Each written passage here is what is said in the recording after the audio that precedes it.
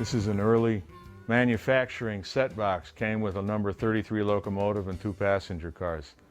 This one's quite interesting from the fact that it's a very, very early logo, probably from about 1915, 1914, and it actually utilizes the lion in Lionel. The 2 boxes you're looking at on the top are pre-war boxes that are dated before 1917. We can tell this by the fact that the boxes say the Lionel Manufacturing Company. These boxes, again, are very delicate. They're made out of a chipboard. They're actually taped together.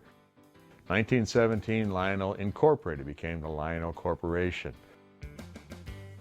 The box you're looking at now is one of the early corporation boxes done after Lionel Incorporated in 1917. This box dates from probably about 1919 to about 1921.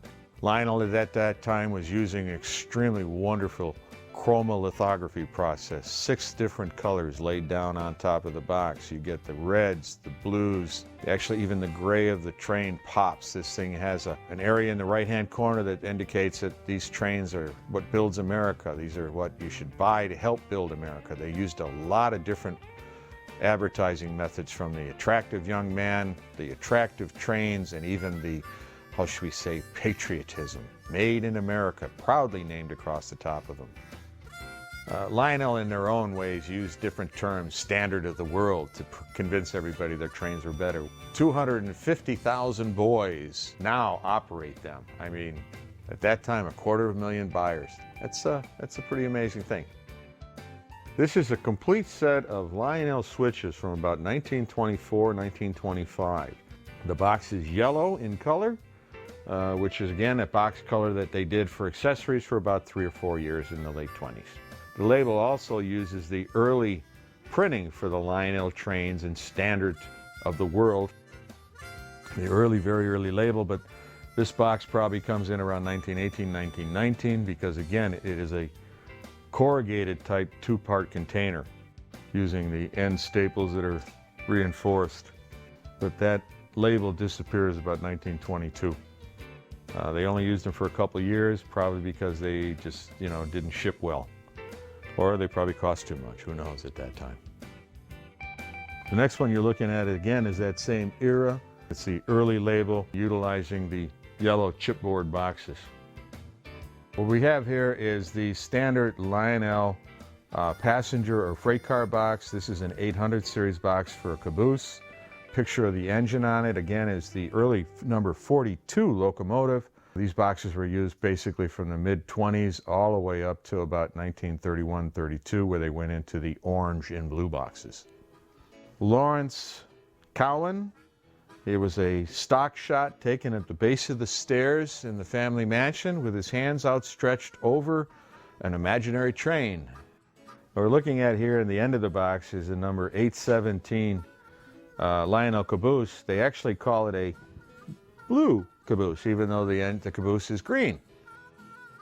What you're looking at here is the stock shot again of Mr. Cowan's at the bottom of the stairs, all but blanked out with his hands outstretched over a number 42 with a set of 190 18 series passenger cars. Again, we advertise our quality transformers and quality accessories. This label was used up until, again, in 1929, 1930, when they went to the more stylized group of the 4 or 5 boys playing with all the different trains. What you're looking at here is a rare Lionel number 193 accessory set. This set came out in 1926-27. These sets were basically sold with these 5 accessories along with 5 operating tracks to run them. This is the only time this label was ever used. It was used on this set for O gauge, and I also have the same set marked for standard gauge. It consisted of the same pieces inside, same boxes, just different track sections. Lionel number 818 accessory set consisting of 4 800 series freight cars. This is one of the original first sets of what we call accessory cars. This again is the late 20s issue sets because, again, we find the number 42 locomotive on the label and on the tag. This set probably dates about 1928, 1929. 181 O-gauge freight set. You're looking at the label on this one, you see that there's a lot less color. It's only a 3-color process versus the 6-color process that Lionel was using in their earlier labels. And this was a label that they produced probably out of price break and was used primarily from about the mid-20s up to about 1929, 1930. Now, the top of this box was used for many, many years by Lionel, and it showcases the large 381 locomotive and the other heavy freights and passenger sets that could be gotten, along with everything from the Hellgate Bridge to the classic number 128 Lionel Station and Terrace set.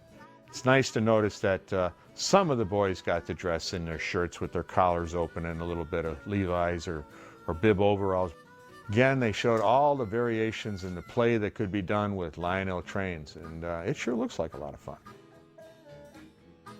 The boxes for Lionel after 1931, 1930. These boxes showcase the recently added to the line of Lionel steamers. It's got a Lionel number 390 with the orange stripe on the front.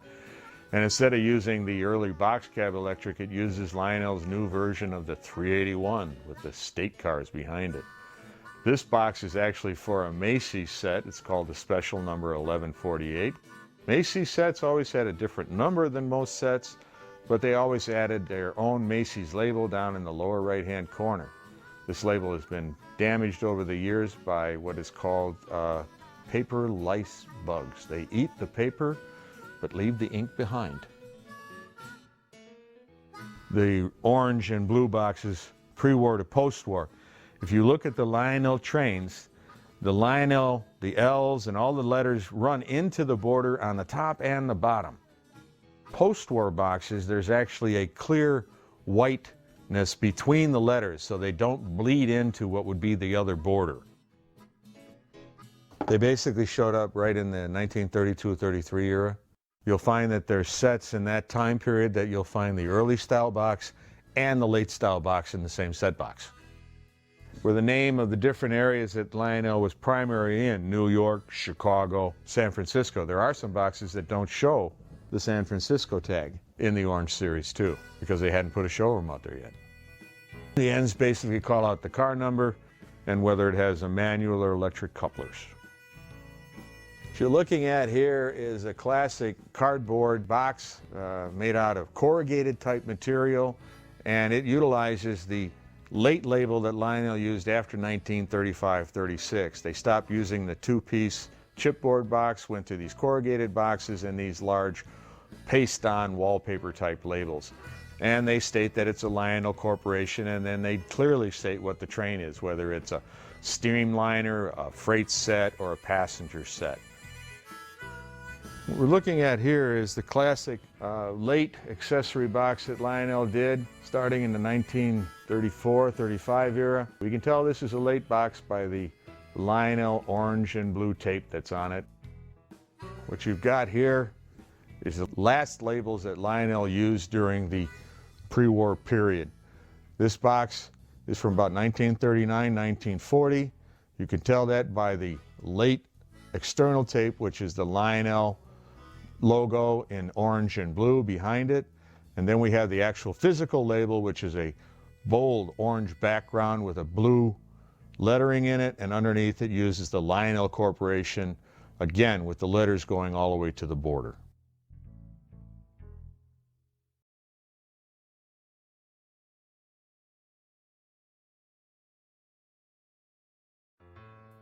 Pre-war box for the metal passenger cars, used for 1946, post-war, and they overstamp the boxes with the bluing out, which is square, and then they do the numbers on the top on all the sides. It's a 3 cities box, there's 3 numbers on it. The Lionel lines, the printing touches the top and the bottom border, and it's also the one that would not have the toy logo yet because it was pre-war. From 1945-46, to Lionel on the trains, the printing contacts the upper and lower borders. 3 cities, and the 3 cities we talk about on the side of the box are New York, then some dots Chicago, and some dots San Francisco. This is a 1947-1948. It's a 3 cities box with the toy logo. That's the first time the toy logo showed up. Numbers are all the way around, and again, for Lionel Corporation, the letters hit the borders. From 1948 to 1949, look at the side, you see that the Lionel Corporation does not touch the borders. You have the toy logo, and you have the 3 cities. This box comes from 49 to 55, and it's got 2 cities only. The 3rd city dropped off beginning with this box. The one on the left has got an applied label, that's from 1949, and the one on the right is a printed label on the brown corrugated box, and that's from 1952. This is an example of a 1948 set box. You can see that it looks like a carryover design from a pre-war, and it has a label on it. It is not printed on the end of the box. This set is from 1949. The label looks very similar to the pre-war and the other 1949 box we showed, but the label on this one is printed on the end of the box. It's not a label.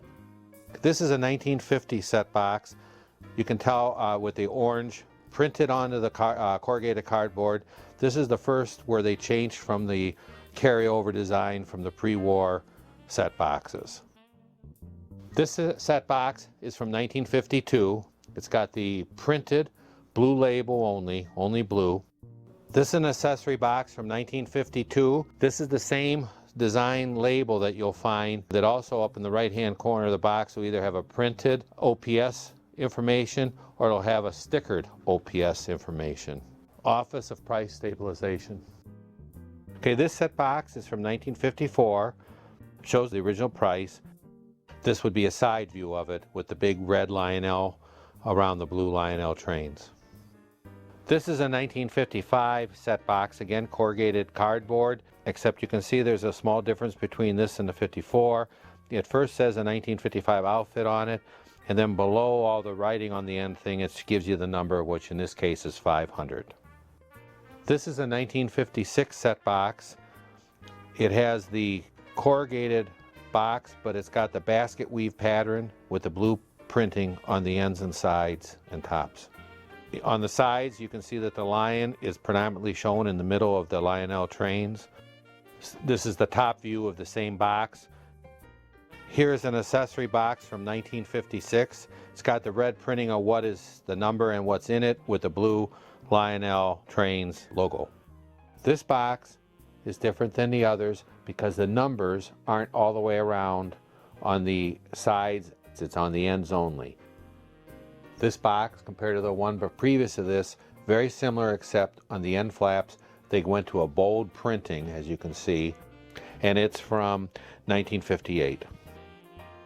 This box is the beginning of the new design from Lionel Corporation. They got rid of their old stoic orange blue box that had been in one form or another present from pre-war times all the way up to 59 when this one came into existence. In the front, the side you're looking at now, it was designed that the person selling it could take and rip the front open and it would display the car that was inside the box. That was the idea of this. It has the numbers on the ends only, around the sides. You can see the predominant lion face on it and the big pronounced Lionel on the top. This is a 1960 perf liner that goes on top of a perf corrugated cardboard engine box. And both have perf panels that you can pull out so that you can see through, and a dealer could display the train that's inside of them. This is an example of an orange picture box. You can see on the side they put pictures of the trains instead. It comes from 1961 through 1965. It is a picture box and a perf box all at the same time. The picture actually can be pulled out to display the car inside. It was used in 1961 and 1962. Okay, this is another combination of the previous 3 boxes. This one would be, it's an orange non-perforated box, but it had, you can see where the perforation was outlined for the perf. They didn't put the punching in. It was in 1963 only. Here we have, in 1964, they made a larger rounded corner. The radius of the corners was larger than the others.